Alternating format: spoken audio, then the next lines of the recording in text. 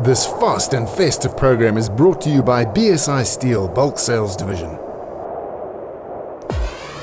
The rules are simple. Go as fast as you can for 500 meters down a narrow strip of water in the middle of the Namibia desert with 50 knots of wind blasting you to kingdom come to be the fastest sailor in the world.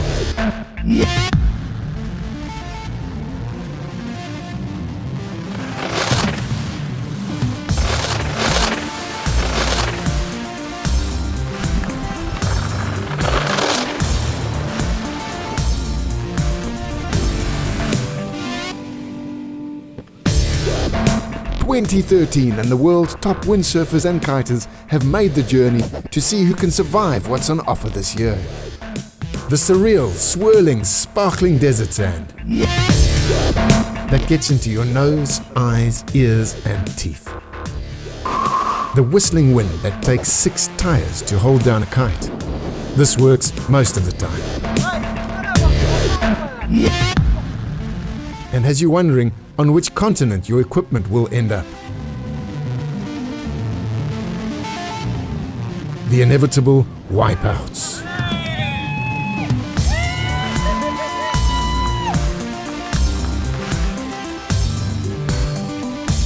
And last but not least, your fabulous new desert friends.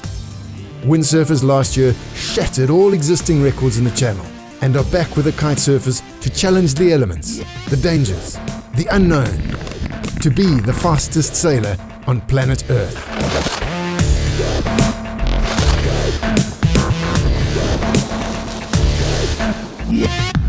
According to historical records, Bartholomew Diaz was the first European traveller to Lüderitz in 1487.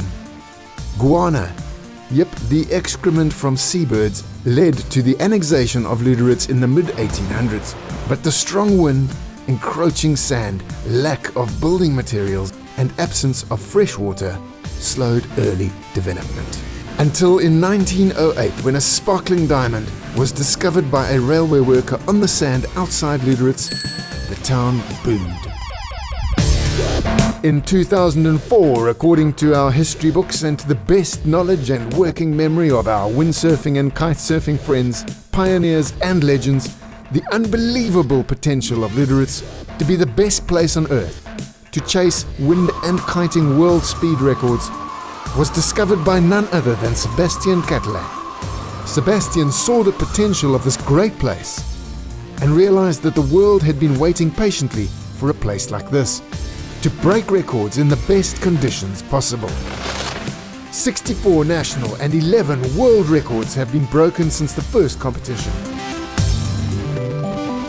The 1,000-meter channel was built and the speed freaks were given the opportunity to excel, scream down the channel like a bat out of hell, mouths open, brain spinning, legs shaking, just the way they like it.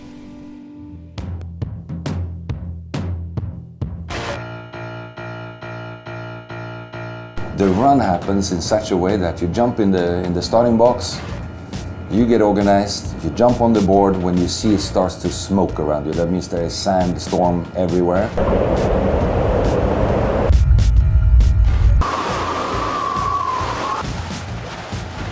And now you're singing off to the first corner, it starts to accelerate seriously, and you're seriously thinking, to be able to make the corner, you gotta sheet in and lock, right? This in those kind of conditions is easier said than done. So you have to come around the first corner, you have to accelerate around the corner. Your boat speed will go from 35 knots up to 50, 55, or whatever that will land, depending on how much push you actually get. And that happens within the distance of 50 meters.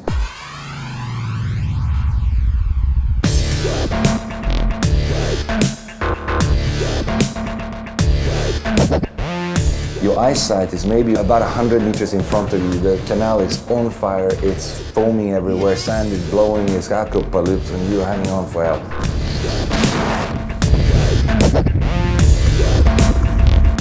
It's about calming yourself down once you're in that run and make sure you can control it so it doesn't go out of control in an acceleration situation. So you get on top of it, let the board sit flat, stay sheathed in, hug the windward part of the canal. And it's one of these things where you're going, oh my God.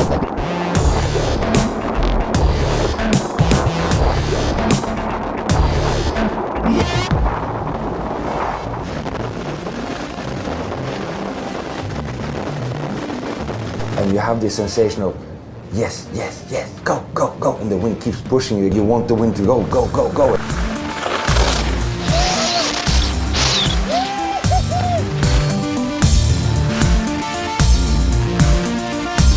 then eventually, the last bit you're holding on, and that's it, you're hoping it to be all right.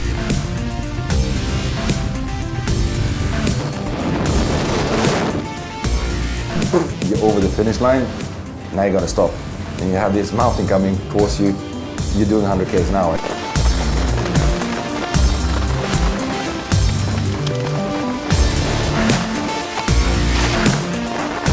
And voila, welcome. That would be the run in Luderitz.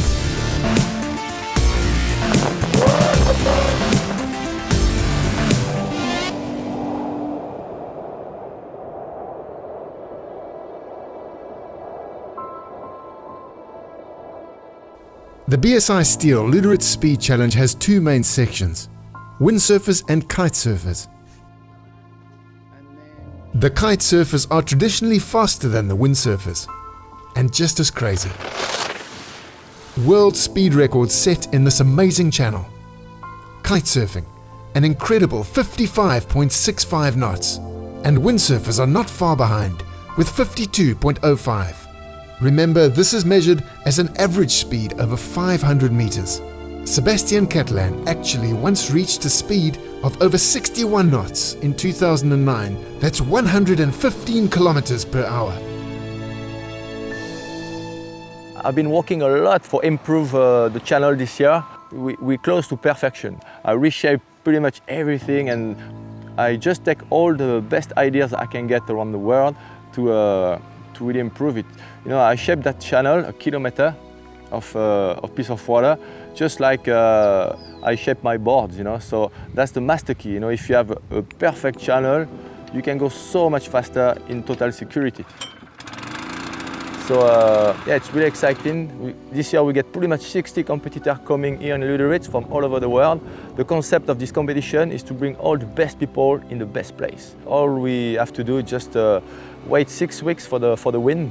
And if you have 1 hour of more than 45 knots of wind, all the record will be broken. 2012 was a special year for windsurfing.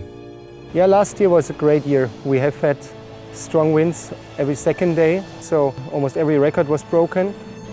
The windsurfers, for the first time ever, broke the mythical 50-knot barrier. And Antoine Aubau, 21 times world champion, set the challenge for this year at 52.05 knots.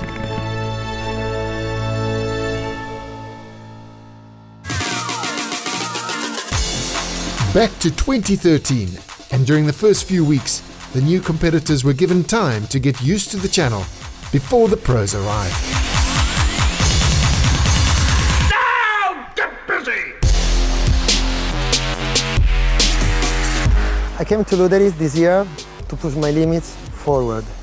I think here is the best place in the world with a percentual 80% day of more than 30 knots. So it's really good channel, it's possible to go super fast. The first day of competition saw a breezy 30 to 35 knots and gave confidence to those riders who had their first ever experience of the Lüderitz channel.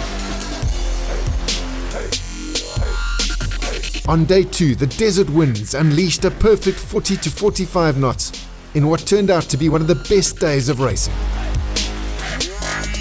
Records fell fast. The Australian windsurfer Tony Weinhoven achieved 47.23, a new Australian record. Now get busy! The kite surfer Taro Niehaus smashed his own South African record with 53.04.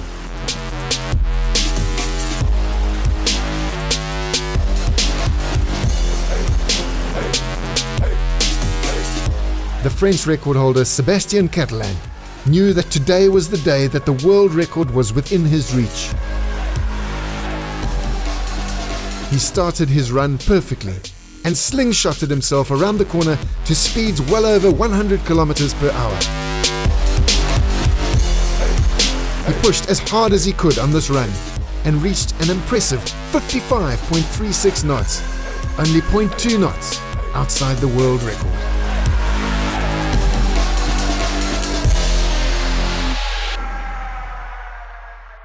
Sebastian explains the different shortboards used in kiting.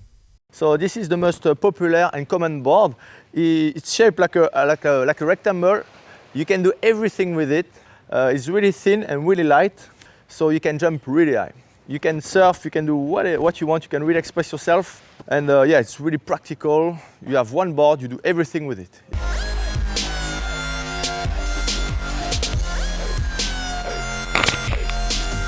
Otherwise, we have a speedboard, which is really specific of that discipline. You can only use for speed, and it's really efficient. It makes such a good difference. The condition is really rough out there, so you really need good suspension to absorb all the vibrations.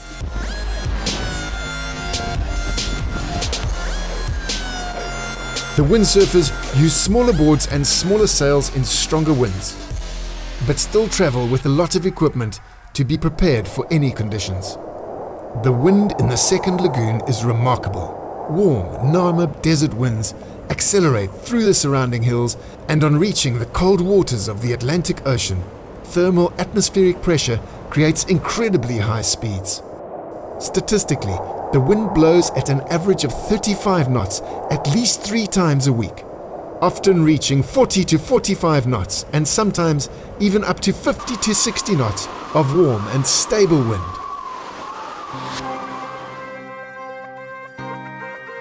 Back to the racing, and over the next few days the desert winds gave the competitors and spectators exactly what they were looking for: strong, stable winds.